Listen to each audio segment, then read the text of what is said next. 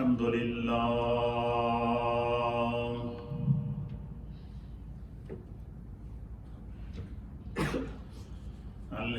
لله نحمده ونستعينه ونستغفره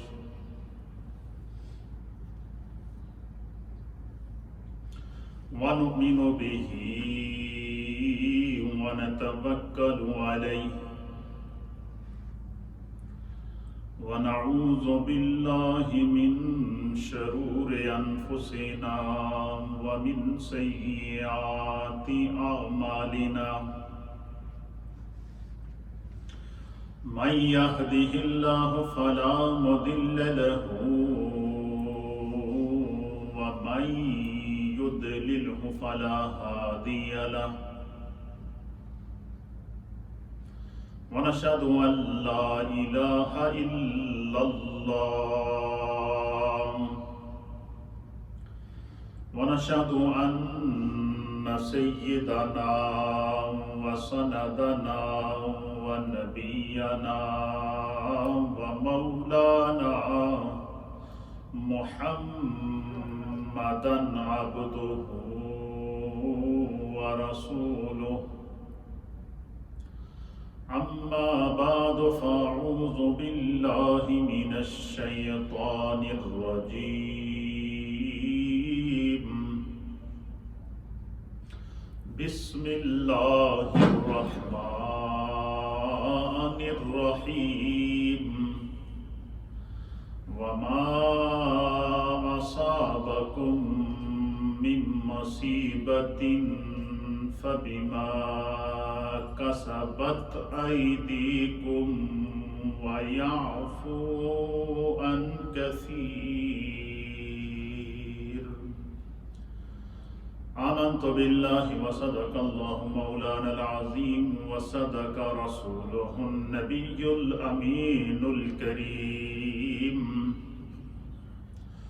إن الله وملائكته يصلون على النبي يا أيها الذين آمنوا صلوا عليه وسلموا تسليما اللهم صل وسلم على سيد الأنبياء والمرسلين وعلى آله الطيبين وأصحابه الطاهرين أجمعين الصلاة والسلام عليك يا سيدي يا رسول الله وعلى آلك وصحابك يا سيدي يا حبيب الله حمد و صلاة کے بعد اللہ رب العالمین کا لاکھ لاکھ شکر مولا کریم کا بڑا ہی احسان ہے کہ جس رب کریم نے ہم گناہگاروں کو شکل انسانی میں پیدا فرمایا اور ہمیں طرح طرح کے انعامات اور اکرامات سے نوازا، بالخصوص ہماری ہدایت اور رہنمائی کے لیے ہمیں ایسے ہادی اور رہبر عطا فرمائے کہ جن کے بتائے ہوئے احکامات پر اگر ہم عمل کریں تو ہم دنیا میں بھی کامیاب ہیں اور آخرت میں بھی کامیاب ہیں۔ حضرات محترم،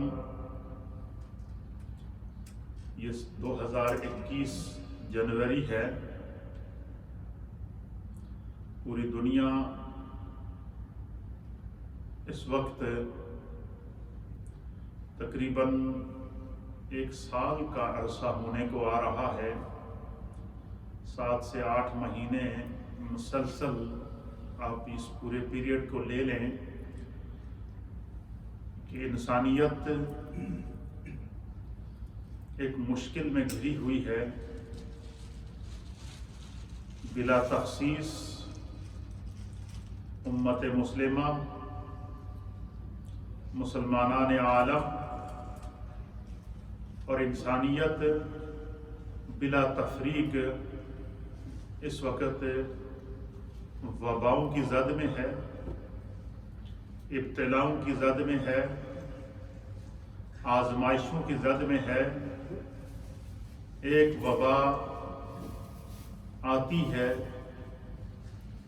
تو اس کے بعد کوئی نئی وبا نیا رخ لے کر نئے انداز میں نمودار ہوتی ہے، جس نے اس پورے ورلڈ میں رہنے والی جو انسانیت ہے، ڈاکٹرز ہیں، میڈیکل سائنس ہے، دنیا بھر کے ریسرچر ہیں، جنہیں اپنی ریسرچ اور تحقیق کے اوپر ناز ہوا کرتا تھا، سب کے سب عاجز اور سرنگو نظر آ رہے ہیں۔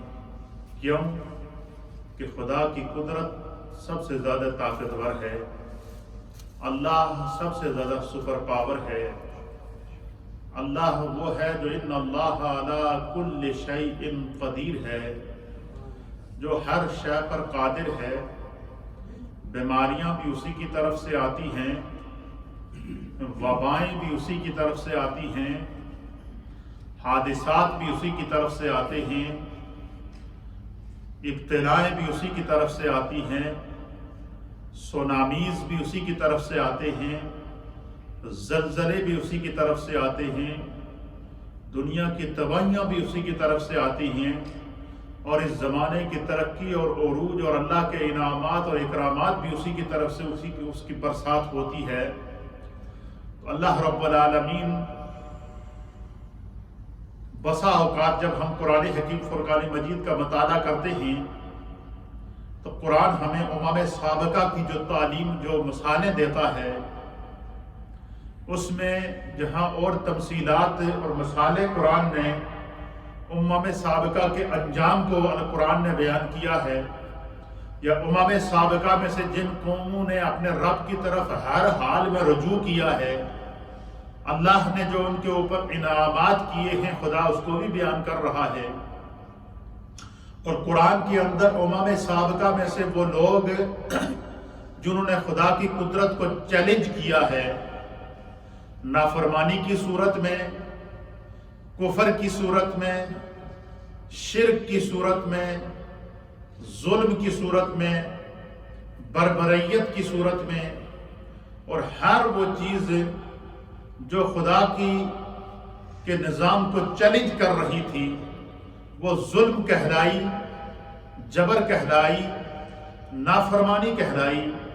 تو پھر اللہ کی طرف سے اگر ایک طرف سے رحمت کا نزول ہے تو دوسری طرف سے اس کے عذاب امم سابقہ کے اوپر جو آئی ہیں، اور وہ عذاب بھی ایسے ہیں کہ قرآن کے ہی طوفان نوح کی صورت میں ہمیں اس عذاب کی حقیقت بتاتا ہے کہ پوری انسانیت کو اللہ تعالیٰ نے دیکھتے ہی دیکھتے غرق کر دیا۔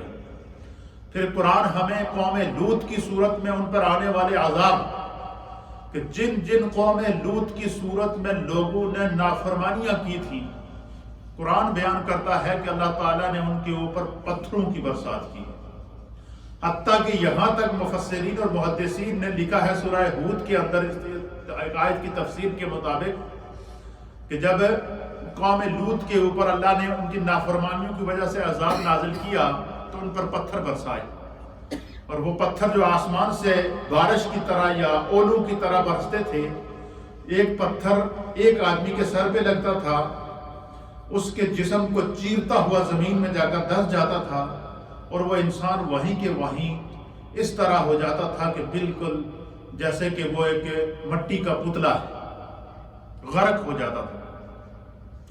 قوم لوط میں سے ایک شخص تھا جس ایریے میں عذاب آیا، وہ بھی بہت بڑا نافرمان تھا، لیکن وہ جب جس ایریے میں عذاب آیا اس ایریے میں وہ نہیں تھا، بلکہ ان دنوں میں وہ خانہ کعبہ میں تھا، حرمین میں، حرم پاک میں آیا ہوا تھا۔ حرم پاک میں وہ شخص آیا ہوا تھا، اور پیچھے قوم لوط پر عذاب آ گیا، اور قوم لوط کا وہ شخص بھی سخت ترین شقی القلب تھا، بڑا سخت گناہگار تھا۔ اس کے حصے کا جو پتھر سنگ باری جو اللہ کی طرف سے عذاب کی صورت میں ہوئی، کیونکہ وہ شخص حرم کے اندر تھا تو اس لیے وہ پتھر ہوا میں معلق رہا۔ مفسرین نے لکھا کہ وہ پتھر، جس پتھر نے اس نافرمان شخص کو، اس گناہگار شخص کو، اس کافر شخص کو اس اللہ تعالیٰ کے نظام کو چیلنج کرنے والے شخص کو غرق کرنا تھا. پوری قوم لوط غرق ہو گئی. قرآن اس منظر کو بیان کرتا ہے. ان پر اللہ نے پتھروں کی بارش کی. ایک روایت کے مطابق پھر نیچے کی زمین کو اوپر اور اوپر کی زمین کو زلزلے کی صورت میں نیچے کر کے ان کو زمین کے اندر غائب کر دیا. ایک شخص تھا قوم لوط کا بچا ہوا جو انتہائی گناہگار تھا، اور اس نے اپنی جان بچانے کے لیے وہ کیا ہوا، وہ حرم میں چلا گیا، خانہ کعبہ کے اندر. تو مفسرین نے لکھا ہے، امام فخر الدین رازی رحمۃ اللہ علیہ نے لکھا ہے کہ وہ جو پتھر، جو اس کے حصے کا پتھر آسمان سے برسنا تھا، وہ ہوا میں معلق رہا. اس وقت تک اس کا انتظار رہا. بعض روایات کے مطابق وہ 3 مہینے تک وہ شخص حرم کے اندر رہا، اور اس نے سوچا کہ شاید بعد میں عذاب ٹل جائے گا تو میں چلا جاؤں گا. ہمارے یہاں بھی لوگوں کی عادت ہے کہ ادھر سے بچ کے پاکستان چلے جاتے ہیں، یہاں کی وبا لے جا کر ادھر پھیلا آتے ہیں، ادھر کی وبا ادھر لے کر آ جاتے ہیں، یا ایک علاقے سے وبا آپ کا پتہ چلے تو بھاگ کر دوسرے علاقے میں آ جاتے ہیں، دوسرے علاقے میں وبا آئے تو بھاگ کر تیسرے علاقے میں چلے جاتے ہیں. اب تقدیر نے جب جو مسئلہ آنا ہے وہ آگے میں حدیث کی صورت میں آپ کی خدمت میں پیش کر دوں گا. نبی پاک صلی اللہ علیہ وسلم نے فرمایا کہ جس علاقے میں وبا آ جائے اس علاقے کا بندہ دوسرے علاقے میں نہ جائے. یہ احتیاطی تدابیر ہیں جو قرآن و حدیث کے مطابق ہمیں سکھائی گئی ہیں. تو اب علامہ فخر الدین رازی رحمۃ اللہ علیہ تفسیر کبیر میں لکھتے ہیں کہ وہ شخص 3 مہینے تک یا اس سے زیادہ یا اس سے کم عرصہ وہ حرم کے اندر رہا. اور جب اس کو یقین ہو گیا کہ اب جو ہے وہ عذاب ٹل گیا ہے، قوم لوط تو غرق ہو گئی ہے، تو میں بچ گیا ہوں، تو ایسا شقی شخص تھا، ایسا بدبخت شخص تھا کہ اس کو پتا بھی ہے کہ میری قوم غرق ہو گئی ہے، اور میں اگر بچا ہوا ہوں تو صرف حرم کی وجہ سے بچا ہوا ہوں. پھر بھی توبہ نہیں کی، اللہ کی طرف رجوع نہیں کیا، استغفار نہ کیا. وہ پھر بھی وہیں خانہ کعبہ کی حدود حرم کے اندر رہا، لیکن توبہ نہیں کی، اور اپنے اس جو بد عادت تھی، بری عادت تھی، اور جس گناہ کی وجہ سے خدا نے وہاں عذاب نازل کیا تھا، اس گناہ کی وجہ سے وہ باز نہ آیا.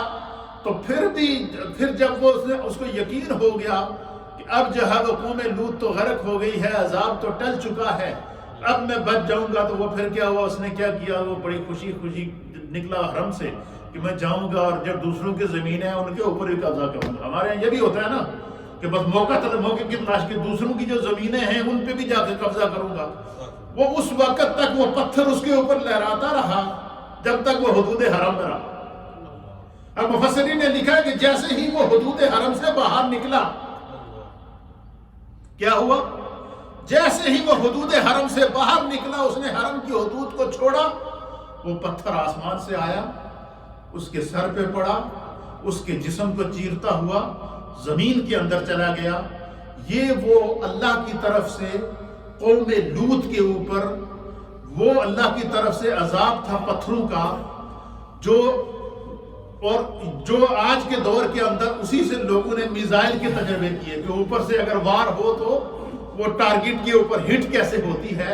تو یہ اللہ کی طرف سے وہ میزائل تھے جو ایک تو قوم لوط کے اوپر برسے، اور دوسرا وہ منظر قرآن بیان کرتا ہے کہ جب ابرا بادشاہ نے جو ہے وہ نبی پاک صلی اللہ علیہ وسلم کی پیدائش سے کچھ 100 سال پہلے خانہ کعبہ پر حملہ کیا، بعد آپ نے ہاتھیوں کی فوج لے کر آ گیا، اور اس نے آ کر حضرت عبد المطلب جو نبی پاک صلی اللہ تعالیٰ علیہ وآلہ وسلم کے دادا جان تھے، ان کے 100 اونٹ بھی قبضے میں کر لیے. تو کسی نے حضرت عبد المطلب سے کہا کہ حضور آپ تو خانہ کعبہ کے متولی ہیں، ابرا بادشاہ نے، ظالم بادشاہ نے کعبے پہ حملہ کر دیا ہے، اور نہ صرف حملہ کیا ہے، اس نے آپ کے 100 اونٹ بھی قبضے میں کر لیے. اس نے اونٹ اس لیے قبضے میں کیے تھے تاکہ حضرت عبد المطلب حملہ کریں تو میں ان کے ساتھ لڑائی کروں. تو حضرت عبد المطلب نے کہا اچھا آپ چلے گئے، تو جا کر اس کو کہا میرے اونٹ میں واپس کر. جا کر اس کو کیا کہا کہ میرے اونٹ میں واپس کر. اس نے کہا یار بڑا عجیب بندہ ہے بابا، میں تھوڑے کعبے تے حملہ کرنے واسطے آ رہا ہوں، میری فوجوں نے تمہارے کعبے کو گھیرے میں لیا ہوا ہے، تو تمہیں اپنے اونٹوں دی پئی ہے. تو حضرت عبد المطلب نے کہا، ان کی پیشانی میں اس وقت نور محمدی تھا، کیونکہ وہ آخری نبی کی آمد کی نوید دے رہا تھا، اس کے بعد کسی اور نبی نے آنا نہیں تھا۔ ان کی پیشانی میں نور محمدی چمکتا ہوا نظر آ رہا تھا۔ حضرت عبد المطلب نبی پاک کے دادا جان آپ نے اس ابرا بادشاہ کو مخاطب کر کے فرمایا کہ کعبے دی حفاظت وہی کرے گا جس کا کعبہ ہے، میں نے تو میرے اونٹ منو دے۔ اس نے اونٹ حوالے کیے، آپ اونٹ لے کے نکلے، آپ نے پہاڑ پر کھڑے ہو کر اعلان کیا، اپنے قوم سے کہا نکلو، گھروں سے نکلو، پہاڑ دے اتے آ جاؤ اور تسی دیکھو میرا رب کردہ کیے۔ نور محمدی سے حضرت عبد المطلب ہر چیز دیکھ رہے تھے کہ کیا ہونے والا ہے۔ تمام قوم کو لے کر پہاڑوں کے اوپر آ گئے۔ جب پہاڑوں پہ آئے تو پھر اللہ تعالیٰ نے قرآن سورۃ الفیل قرآن میں اللہ نے اس منظر کو بیان کیا، أَلَمْ تَرَ كَيْفَ فَعَلَ رَبُّكَ بِأَصْحَابِ الْفِيلِ أَلَمْ يَجْعَلْ كَيْدَهُمْ فِي تَضْلِيلٍ طَيْرًا أَبَابِيلَ۔ اللہ تعالیٰ نے اللہ بیان فرماتا ہے کہ علم ترى ہے محبوب، کیا آپ نے نہیں دیکھا؟ اللہ علم کہ حضور کی ابھی پیدائش نہیں ہوئی تھی، حضور نے یہ نہیں کہا میں نے نہیں دیکھا، اللہ اس منظر کو بیان کرتا ہے۔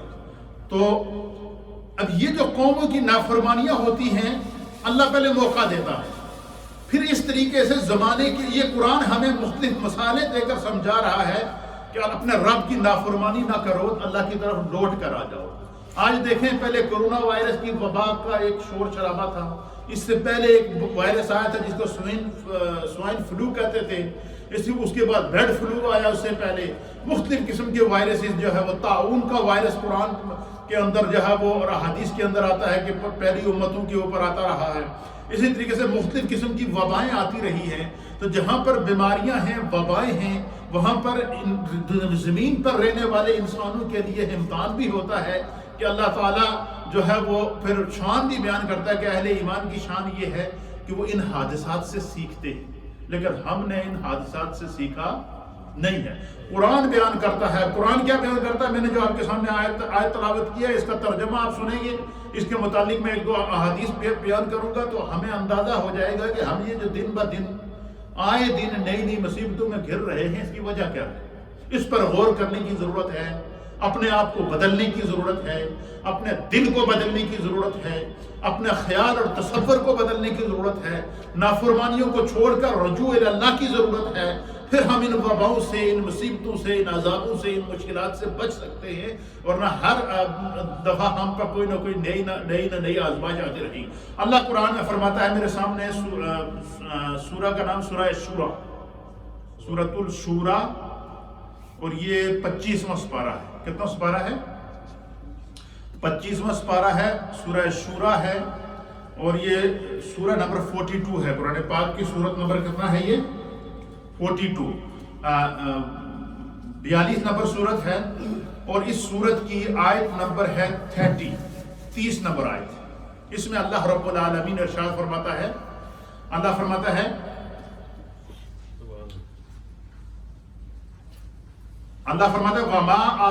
وَمَا أَصَابَكُم مِّن مُّصِيبَةٍ فَبِمَا كَسَبَتْ أَيْدِيكُمْ۔ اللہ فرماتا ہے کہ اور تم پر جو مصیبت پہنچتی ہے، پریشانی کی صورت میں، وبا کی صورت میں، آزمائش کی صورت میں، زلزلوں کی صورت میں، حادثات کی صورت میں، سونامیز کی صورت میں، ایکسیڈنٹ کی صورت میں، اور زمینی حادثات کی صورت میں، زلزلوں کی صورت میں، یا سیلابوں اور طوفانوں اور وباؤں کی صورت میں، رب فرماتا ہے کہ اے زمین، اے اہل ایمان، اے زمین پر رہنے والے انسانوں، تم پر وما اصابکم من مصیبت، اور تم پر جو مصیبت آتی ہے، تکلیف آتی ہے، دکھ آتا ہے، آزمائش آتی ہے، یہ کیوں آتی ہے؟ اس کی وجہ کیا ہے؟ خدا نے وجہ بھی بیان کر۔ اچھا، جب ہمیں پتا ہے کہ ہم پر مصیبت اس وجہ سے آتی ہے، ہم پھر بھی باز نہیں آتے اس وجہ سے۔ ہمیں پتا ہے کہ ہم اس وجہ سے اس مصیبت میں مبتلا ہو رہے ہیں، ہمارے دلوں کے اندر اثر نہیں ہو رہا ہے، ہم اپنے سامنے مشکلات کو دیکھ رہے ہیں، ہم پر اثر نہیں ہوتا۔ اس کی وجہ کیا ہے؟ اس کی جہاں اور وجوہات ہیں، سب سے بڑی وجہ یہ ہے کہ من حیث الانسان، من حیث المسلمان بالخصوص، ہمارے دل سخت ہو چکے ہیں، اور دل کی سختی کا اندازہ کہاں سے ہوتا ہے، پتہ کیسے چلتا ہے کہ فلاں شخص کا دل سخت ہو گیا ہے؟ جب انسان کے اندر نیکی اور برائی کی تمیز ختم ہو جائے۔ ہر وہ کام جسے قرآن نے حرام کیا ہے وہ آج ہم کر رہے ہیں، ہر وہ کام جس کو قرآن نے منع کیا ہے۔ آپ دیکھیں، تاریخ اٹھا کر دیکھ لیں، قرون اولیٰ کے مسلمانوں کی طرف دیکھیں تو اس میں وبائیں کم ہیں، آزمائشیں کم ہیں، ان کے اوپر تکالیف کم ہیں، اور جیسے جیسے زمانہ آگے بڑھتا جاتا ہے مصائب بڑھتے جا رہے ہیں، آزمائشیں بڑھتی جا رہی ہیں، نئی وبائیں آ رہی ہیں، نئے فتنے آ رہے ہیں، نئے فسادات آ رہے ہیں، نئی تکالیف آ رہی ہیں۔ وجہ کیا ہے؟ جتنا انسان اپنے رب سے دوری اختیار کرتا جاتا ہے، جتنا انسان بدعمالیوں اور گناہوں کے اندر مبتلا ہو جاتا ہے، جس قدر انسان شقی القلب ہو کر اپنے رب کی نافرمانی میں آگے بڑھ جاتا ہے، اتنی ہی اس پر تکلیف آتی ہے۔ اس آیت میں اللہ تعالیٰ فرماتا ہے کہ تم پر جو مصیبت پہنچتی ہے فَبِمَا كَسَبَتْ أَيْدِيكُمْ، یہ توڑے اپنے ہاتھوں دا کیتا کرتا ہے، یہ تمہارے اپنے ہاتھوں کا کیا ہوا ہے، اس کی وجہ سے تمہیں پہنچتی ہے۔ یہ قرآن بتا رہا ہے، سورہ شورى ہے، سورہ نمبر 42 ہے، آیت نمبر 30 ہے۔ اللہ فرماتا ہے کہ وَمَا أَصَابَكُم مِّن مُّصِيبَةٍ، تم پر جو کسی بھی قسم کی جو مصیبت آتی ہے، فَبِمَا كَسَبَتْ أَيْدِيكُمْ، جو ہے وہ تمہارے اپنے ہاتھوں کا کیے ہوئے کرتوتوں کا نتیجہ ہے۔ وَيَعْفُو عَن كَثِيرٍ، فرمایا کہ جو ہے وہ بہت ہی باتوں کو تو وہ معاف فرما دیتا ہے۔ فرمایا اللہ تعالیٰ معاف کرتا رہتا ہے۔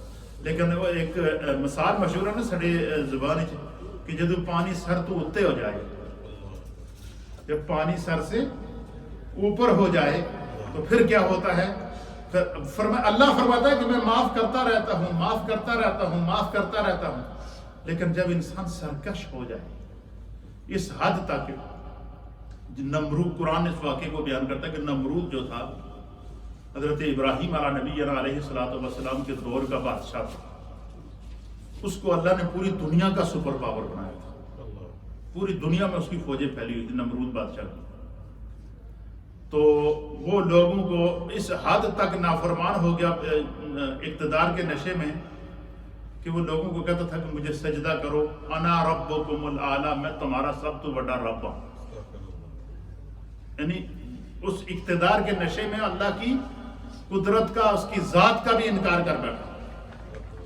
پھر وہ اپنی فوجوں کو بھیجتا تھا، وہ آسمان کی طرف تیر پھینکتی تھی پہاڑوں پہ چڑھ کے، اللہ کی قدرت، جب تیر نیچے آتا تھا تو تیر کے ساتھ خون لگا ہوتا تھا، یا رنگین تیر نیچے آتا تھا تو یہ نیچے جشن مناتے اور کہتے کہ دیکھو جی وہ ابراہیم دا خدا نعوذ باللہ زخمی ہو رہے۔ پھر قرآن اس منظر کو بیان کرتا ہے کہ اللہ تعالیٰ نے ایک اپنی مخلوق میں سے ایک مچھر کو حکم دیا، کس کو؟ کہ جگہ نمرود نے اس دی اوقات دکھا کے آ، اپنی مخلوق میں سے اللہ نے کس کو حکم دیا؟ مچھر کو، اور وہ مچھر آیا اور وہ آ کر نمرود کے ناک میں گھسا اور چلتے چلتے اس کے دماغ کے اندر چلا گیا، اور وہ دماغ کے اندر بیٹھ کے وہ اس منظر کو مفسرین اور محدثین نے بیان کیا ہے کہ وہ اس کے دماغ کے اندر اپنے آگے دونوں جو اس کے آگے والے پاؤں ہوتے تھے، ہاتھ ہوتے تھے، ان پاؤں کے ساتھ وہ اس کے دماغ میں کھجلی کرتا تھا۔ جب وہ اس کے دماغ کو اندر سے حرکت دیتا، اس کے دماغ کو اندر سے کاٹتا تو وہ لوگوں کو بلاتا، جن کو کہتا تھا مجھے سجدہ کرو، ان سے کہتا تھا میرے سر میں جوتے مارو، اور جب وہ اس کے سر میں جوتے مارتے تو وہ مچھر سکون سے ہو جاتا، اس کو بھی سکون مل جاتا، حتیٰ کہ وہ اس طریقے سے مرا ہے، اس نے خدا کی نافرمانی کی۔ تو اللہ فرماتا ہے کہ اے انسان، تمہیں جو مصیبتیں پہنچتی ہیں، دکھ پہنچتے ہیں، تکالیف پہنچتی ہیں، یہ تمہارے اپنے ہاتھوں کا کیا ہوا ہے، تمہارے اپنے اعمال کا نتیجہ ہے۔ اب ہم میں سے ہر ایک انسان یہ سوچ سکتا ہے، ہر آدمی اپنا محاسبہ کر سکتا ہے۔ اس لیے اس آیت کے اندر اللہ تعالیٰ نے پھر دوسرے مقام پر آپ دیکھیں قرآن حکیم فرقان مجید کے اندر دوسرے مقام پر اللہ رب العالمین نے جو ہے وہ ارشاد فرمایا ہے، یہ بھی 25واں پارہ ہے اور سورہ الزخرف ہے۔ اس کے اندر اللہ رب العالمین ارشاد فرماتا ہے کہ وَمَا نُرِيهِمْ مِنْ آيَاتٍ إِلَّا هِيَ أَكْبَرُ مِنْ أُخْتِهَا وَأَخَذْنَاهُمْ بِالْعَذَابِ لَعَلَّهُمْ يَرْجِعُونَ۔ اللہ فرماتا ہے کہ اور ہم ان کو جو نشانی بھی دکھاتے تھے وہ اس سے پہلے دکھائی ہوئی نشانیوں سے بڑی ہوتی تھی، اور ہم نے ان کو بار بار عذاب سے پکڑا ہے۔ اللہ تعالیٰ پچھلی قوموں کا حساب دے رہا ہے کہ ہم نے اس سے پہلی قوموں کے عذاب کا ان کو بتایا ہے۔ ان کے سامنے ہمارے سامنے کوئی حجت نہیں، قرآن آخری کتاب ہے، نبی علیہ السلام آخری نبی ہے، قیامت تک اس کتاب نے رہنا ہے۔ اب یہ قرآن کیا بتا رہا ہے کہ پچھلی امتوں پر پتھر کی بارش ہوئی، وہ قوم لوط تھی۔ کس وجہ سے انہیں خدا کی نافرمانی کی؟ قرآن بتا رہا ہے کہ پچھلی امتوں میں سے موسیٰ علیہ السلام کی امت کو اللہ رب العالمین نے کیا کیا؟ سمندر کے اندر پوری کی پوری اس کی فوج کو فرعون سمیت غرق کر دیا۔ کیوں؟ نافرمانی کی تھی اللہ کے نبی کی اور اللہ کے احکام کو نہ مانا تھا۔ قرآن بتا رہا ہے کہ جو لوگ اللہ کی طرف لوٹ آتے ہیں، بڑے سے بڑے گناہگار ہی کیوں نہ ہو، قرآن ہمیں بتاتا ہے کہ اللہ تعالیٰ انہیں معاف کر دیتا ہے۔ اچھا، اس کی وجہ اس کو بھی قرآن بیان کرتا ہے۔ جیسے کیسے؟ اس لیے ہم کہتے ہیں کہ رجوع اللہ کی ضرورت ہے۔ اگر ہم سچے دل سے توبہ کر کے اللہ کی طرف سے کی طرف لوٹ کر آئیں گے تو انشاءاللہ العزیز وہ رحمان ہے، وہ رحیم ہے، وہ کریم ہے، وہ جو ہے وہ ان وباؤں اور ان مشکلات سے ہمیں جو ہے وہ محفوظ رکھے گا، وہ رحمت اور کرم کی برسات نازل فرمائے۔ اب حضرت قرآن بیان کرتا ہے کہ حضرت یونس علیہ السلام جو اللہ کے نبی تھے، اور حضرت یونس علیہ السلام نے قوم کو بڑا سمجھایا، وہ نہ مانے، بڑے سرکش قسم کے لوگ تھے۔ تو حضرت یونس علیہ السلام نے ان سے کہا اچھا تم نہیں مانتے ہو تو تم جانو اور پھر اللہ کے عذاب کو دیکھو، تمہارے ساتھ حشر کا ہوتا ہے۔ البتہ میں تمہیں ایک بات ضرور بتا دیتا ہوں، کیونکہ نبی تھے، اور نبی تو رحمان ہوتا ہے، نبی تو رحیم ہوتا ہے، نبی کریم ہوتا ہے، نبی اللہ کی طرف سے قوم کے لیے بخشش کی علامت ہوتا ہے، مغفرت کی علامت ہوتا ہے۔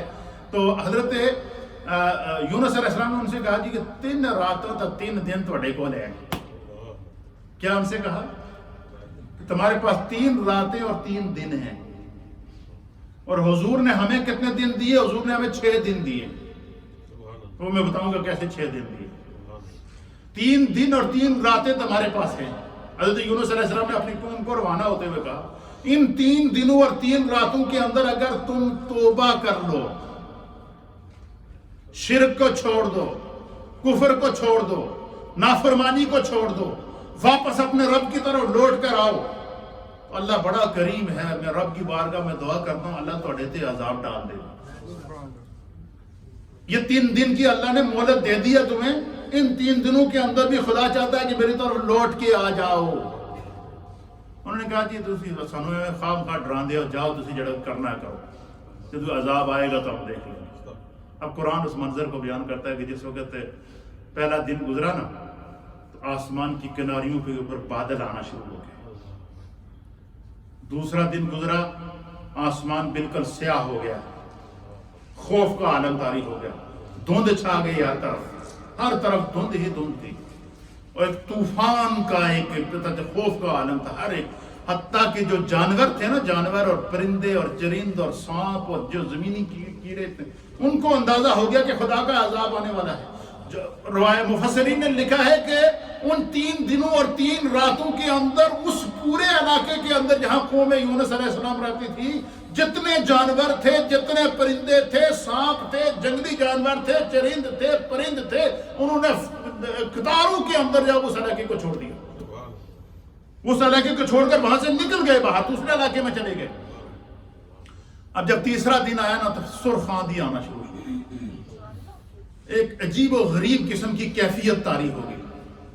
ان میں سے ایک نیک بندہ تھا، اللہ کا ولی تھا، حضرت یونس علیہ السلام کے ماننے والا تھا، اس نے لوگوں کو جمع کر کے میدان میں اعلان کیا، اس نے کہا جی اللہ کے نبی نے کہہ دیا کہ عذاب آئے گا، ابھی بھی آدھا دن باقی ہے، ابھی بھی 2-4 گھنٹے ساڑھے کو باقی ہیں، خدا دے دربار میں کسی چیز کی کمی نہیں ہے، لہذا سچی توبہ کرو، سارے سجدے میں گر جاؤ، اپنے گناہوں سے معافی مانگو، اور یونس علیہ السلام نے کہا تھا کہ 3 دن اور 3 راتوں کے اندر اندر اگر تم توبہ کر لو گے تو اللہ عذاب واپس لوٹا دے گا.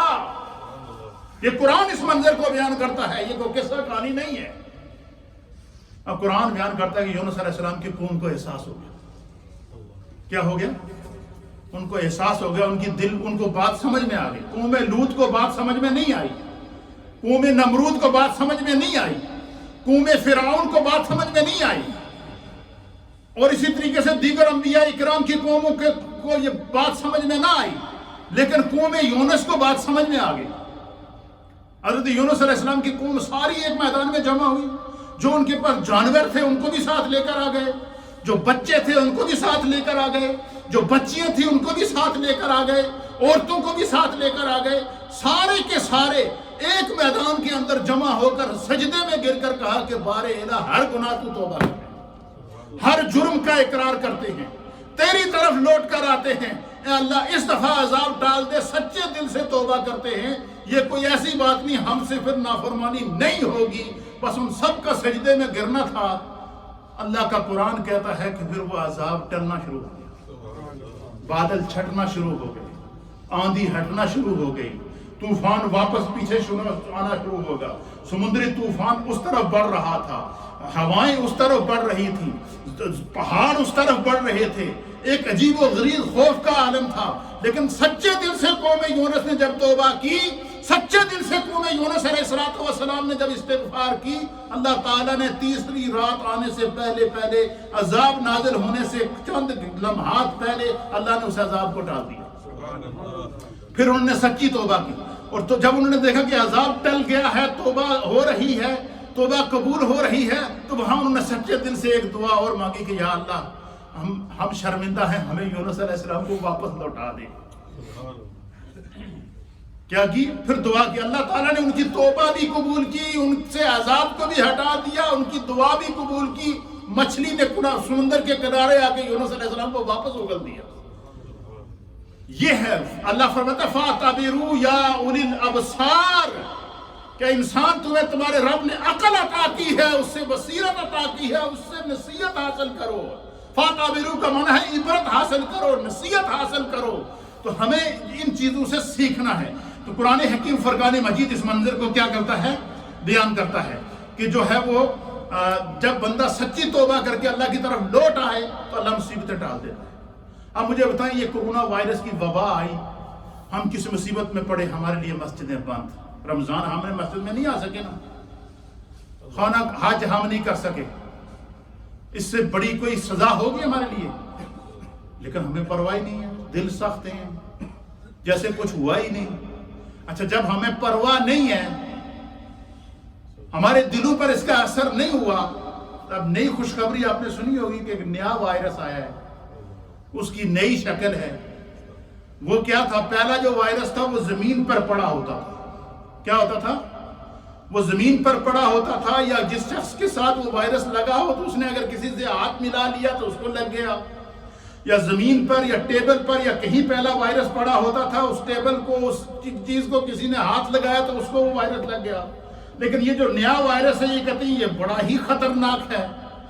اس میں اور اس میں فرق کیا ہے؟ پہلے وائرس کے اندر یہ چیز سمجھیے گا، اس لیے تاکہ ہمیں احساس ہو کہ ہم کس طرف جا رہے ہیں، اور ہمارا رب ہمیں بار بار موقع دے رہا ہے، ہمیں احساس نہیں ہو رہا ہے. پہلے وائرس میں اور اس وائرس میں کیا فرق ہے؟ پہلے وائرس کے لیے جب اس کی یہ ریسرچ پیش کی گئی ہے کہ وہ اگر زمین پر پڑا ہو تو کچھ گھنٹے تک اس کی زندگی ہوتی ہے. 6 گھنٹے کے بعد نے بتایا، بعد نے کہا 5 گھنٹے، بعد نے کہا 10 گھنٹے، 12 گھنٹے تک وہ رہتا ہے. اور وہ اگر کسی کے ہاتھ کو لگ گیا تو وہاں سے وہ اس کے ناک کے ذریعے یا منہ کے ذریعے اس کے حلق میں چلا جاتا ہے، اور اندر سے جا کر اس کے پھیپھڑوں کو کیا کر دیتا ہے؟ بند کر دیتا ہے، اس کی سانس رک جاتی ہے. اب یہ جو وائرس ہے یہ اس سے خطرناک ہے. اس کی وجہ کیا ہے کہ وہ وائرس زمین پر یا ٹیبل کے اوپر یا آپ کے سامنے کسی چیز پر پڑا ہوتا تھا. اس وائرس کے بارے میں یہ ہے کہ یہ ہوا میں رہتا ہے. اس کے ذرات کیا رہتے ہیں؟ ہوا میں رہتے ہیں. یہ ہوا میں گھومتے رہتے ہیں، اور ہوا جیسے ہی تیز چلتی ہے جب اس وائرس کے ذرات جس طرح رخ کرتے ہیں تو اس کے سامنے جتنے بھی لوگ آتے ہیں ان کے اوپر وہ افیکٹ کرتا ہے. اس لیے ایک تو اس کی احتیاطی تدابیریں بتائی گئی ہیں کہ جو ہے وہ ماسک کو پہنے رکھیں اپنے آپ، اور اسی لیے کہہ رہے ہیں کہ یہ بچوں کو، پہلا وائرس جو تھا کہ بچوں پر افیکٹ نہیں ہوتا تھا، یہ بچوں پر بھی افیکٹ ہوتا ہے، اس لیے یہ خدا اچھا اس کی وجہ کیا ہے جو بات میں آپ کو بتانا چاہتا تھا، یہ تو ایک ضمناً بات نکل گئی، اچھا ہوا اس میں ہم سب کو علم بھی ہوگا تاکہ زیادہ سے زیادہ لوگ احتیاط کریں۔ وجہ یہ تھی کہ پہلے وائرس سے ہم نے سبق نہیں سیکھا، اس کا مطلب ہے خدا نے نئی قسم کی آزمائش ہمارے اوپر ڈالی ہے، اس لیے اللہ فرماتا ہے ارجعی الی ربک، انسان اپنے رب کی طرف لوٹ آؤ، ہمیں خدا کی طرف لوٹنا ہوگا، ہمیں نافرمانیاں چھوڑنی ہوں گی، ہمیں دل میں خوف خدا پیدا کرنا ہوگا، ہم نے اپنی ان آنکھوں کو آنسو سے وضو کرانا ہوگا، ہمیں اپنے دل کے آنکھوں کو اپنے رب کی طرف لوٹانا ہوگا۔ ہم گھروں میں بیٹھے رہتے ہیں، نماز ہو رہی ہوتی ہے پرواہ نہیں ہوتی، اذان ہو رہی ہوتی ہے پرواہ نہیں ہوتی، مسجدیں ہماری ویران رہی پورے 6 مہینے تک، کوئی بندہ نہ جمعہ پڑھ سکا، نہ نماز جماعت سے پڑھ سکا، اور نہ حج کر سکے، نہ ہم جو ہے وہ رمضان کے اندر تراویح ادا کر سکے، نہ مسجدوں نہ عیدین ہم پڑھ سکے۔ اس سے بڑی کی کوئی بڑی آزمائش ہوگی، لیکن ہمیں پرواہ ہی نہیں ہے۔ ہر آدمی اسی طریقے سے جناب علی اس کو پرواہ نہیں، نہ نماز نہ روزہ، لگے ہوئے سب، ہمارے دل اس کا مطلب سخت ہو گئے ہیں۔ اس لیے استغفار کے پانی کی ضرورت ہے، آنسو بہا کر اس دل کو نرم کرنے کی ضرورت ہے، رجوع اللہ کی ضرورت ہے اور ضرورت رہے گی۔ ایک آخری حدیث پاک یہ سماعت فرما لیں تو پھر جو ہے وہ انشاءاللہ اسی ٹاپک کو میں جاری رکھوں گا جب تک ہم اپنی اصلاح نہیں کر لیتے۔ میں اس طرح کی کڑوی باتیں، میٹھی میٹھی باتیں اور اصلاحی باتیں کرتا رہوں گا۔ بہت تقریریں ہم لوگوں نے سن لی ہیں، بہت کچھ کر لیا ہے، لیکن ہم پر اثر نہیں ہو رہا ہے۔ اس لیے یہ صورت، یہ آیات ہے اور یہ اللہ کی طرف سے نشانیاں اور آزمائشیں ہمیں خدا کی طرف بلا رہی ہیں، لیکن ہم آنے کے لیے تیار نہیں ہیں۔ نبی اکرم صلی اللہ تعالیٰ علیہ وآلہ وسلم کی حضرت مولا کائنات حضرت علی رضی اللہ تعالیٰ عنہ نے کہا کہ کیا میں تم کو اس بات کی خبر نہ دوں کہ جو اللہ کی کتاب میں سب سے افضل آیت ہے؟ میں تمہیں اس آیت کو نہ بتاؤں؟ اللہ کی کتاب میں، قرآن میں جو آیت سب سے افضل ہے، مولا کائنات، وہ مولا کائنات جن کے بارے میں میرے مصطفیٰ فرماتے ہیں کہ انا مدینۃ العلم وعلی بابہ، میں علم کا شہر ہوں اور اس شہر کا دروازہ علی ہے۔ وہ مولا کائنات جن کے بارے میں میرے مصطفیٰ فرماتے ہیں کہ من کنت مولا فعلی مولا ہو، حضور فرماتے ہیں جس کا میں مصطفیٰ مولا ہوں، علی اس کے مولا ہے۔ حضرت مولا کائنات نے جب دیکھا نا حادثات آ رہے ہیں، مصیبتیں آ رہی ہیں، پریشانیاں آ رہی ہیں، انسانیت مصائب میں گھر رہی ہے، آپ نے فرمایا کہ کیا میں تمہیں جو ہے وہ نہ بتاؤں اس آیت کے بارے میں جو قرآن میں اللہ نے سب سے افضل آیت نازل کی۔ اور آپ کے جو چاہنے والے تھے صحابہ اکرام تابعین جو آپ کے دور کے اندر تھے، انہوں نے عرض کیا کہ یا حضور ضرور بتائیے۔ آپ نے فرمایا کہ میرا رب کا ارشاد ہے کہ وما اصابکم من مصیبت فبما کسبت ایدیکم، وہ آیت جو قرآن حکیم فرقان مجید کی میں نے آپ کے سامنے سورۃ الشورى کی آیت نمبر 30 میں نے آپ کے سامنے تلاوت کی۔ اس آیت کے بارے میں اللہ تعالیٰ حضرت مولا کائنات فرماتے کہ قرآن میں سب سے افضل آیت ہے، اور اس کا معنی کیا ہے؟ اللہ کہتا ہے جڑ توڑے نال جڑا کچھ ہو رہا ہے توڑے اپنے کرتوتوں کا نتیجہ ہے۔ یہ اس آیت کا ترجمہ ہے، جو کچھ تمہارے ساتھ ہو رہا ہے یہ تمہارے اپنے کیے ہوئے اعمال کا نتیجہ ہے۔ اس کا معنی کیا ہے؟ مولا کائنات کہتے ہیں کہ یہ جتنی مصیبتیں آ رہی ہیں، وبائیں آ رہی ہیں، مشکلات آ رہی ہیں، زلزلے ہو رہے ہیں، حادثات ہو رہے ہیں، تباہیاں آ رہی ہیں، انسانیت بے بس ہے۔ آج کا دور سب سے زیادہ ترقی یافتہ دور ہے، آج کے دور سے زیادہ ترقی یافتہ دور کوئی نہیں ہے۔ سائنس کے اعتبار سے ترقی یافتہ ہے، میڈیکل سائنس کے اعتبار سے ترقی یافتہ ہے، لیکن خدا کی آزمائش آئی تو سب جھک گئے۔ کوئی ویکسین کے تجربے کر رہا ہے، کوئی کچھ کر رہا ہے، لیکن انسانیت مر رہی ہے، اور زیادہ سے زیادہ لوگ ان دنوں میں مر رہے ہیں۔ اللہ کی طرف لوٹنے کی ضرورت ہے۔ اللہ ہمیں دین کو سمجھنے کی توفیق عطا فرمائے۔ انشاءاللہ یہ اصلاحی سلسلہ جاری و ساری رہے گا، بس اتنی گزارش ضرور ہے کہ جو ان چیزوں سے ہم نے سیکھنا ہے، اور اپنی مسجدوں کو آباد کریں، گھروں کو آباد کریں سچے دل سے۔ ہر آدمی کو پتا ہے کہ میں کتنا بڑا نیک ہوں اور کتنا بڑا گناہگار ہوں، باقی چھوڑیے۔ ہر آدمی اپنی اصلاح کرے، دوسرے کی فکر کو چھوڑ دیں، انشاءاللہ برکات واپس لوٹ کر آئیں گے۔